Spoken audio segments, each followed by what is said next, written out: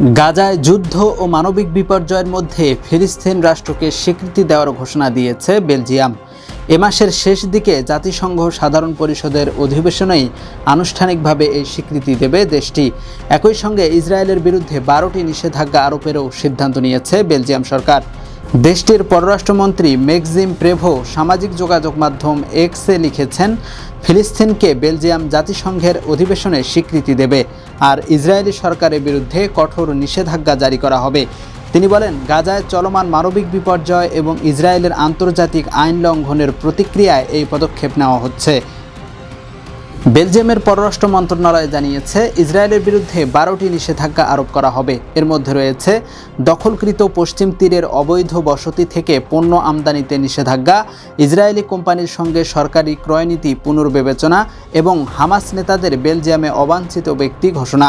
প্রেভো বলেন, এই পদক্ষেপের লক্ষ্য দুই রাষ্ট্রভিত্তিক সমাধান, অর্থাৎ ইসরায়েলের পাশে একটি শান্তিপূর্ণ ফিলিস্তিন রাষ্ট্র প্রতিষ্ঠা। তবে বেলজিয়ামের সিদ্ধান্ত শর্ত সাপেক্ষ। প্রেভো জানিয়েছেন, গাজা থেকে শেষ বন্দী মুক্তি দেওয়ার পর এবং ফিলিস্তিন পরিচালনায় হামাসের কোনো ভূমিকা না থাকলেই কেবল এই স্বীকৃতি কার্যকর হবে। এর আগে দেশটির প্রধানমন্ত্রী বার্ট দে উইভারও বলেছিলেন, ফিলিস্তিনকে স্বীকৃতি দেওয়া কঠোর শর্ত সাপেক্ষ হওয়া উচিত। এর আগে ফ্রান্স ঘোষণা দিয়েছিল, জাতিসংঘ সাধারণ পরিষদের বৈঠকে তারা ফিলিস্তিন রাষ্ট্রকে স্বীকৃতি দেবে। ফ্রান্স ও সৌদি আরব 22 সেপ্টেম্বর এই ইস্যুতে যৌথ বৈঠকও আহ্বান করেছে। অস্ট্রেলিয়া, কানাডা ও যুক্তরাজ্য জানিয়েছে, তারাও শর্ত সাপেক্ষে এ মাসেই ফিলিস্তিনকে স্বীকৃতি দেবে।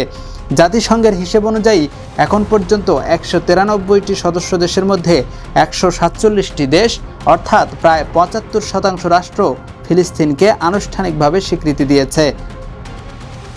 বেলজিয়ামের এই ঘোষণায় ক্ষুব্ধ প্রতিক্রিয়া জানিয়েছে ইসরায়েল ও যুক্তরাষ্ট্র। মার্কিন পররাষ্ট্রমন্ত্রী মার্কো রুবিও একে বেপরোয়া সিদ্ধান্ত আখ্যা দিয়ে বলেন, এতে হামাসের প্রচারণা আরও জোরালো হবে। রুবিও আরও জানান, জাতিসংঘ সাধারণ পরিষদের আগে নিউ ইয়র্কে ফিলিস্তিনি কর্মকর্তাদের ভিসা বাতিল ও প্রত্যাখ্যান করবে ট্রাম্প প্রশাসন।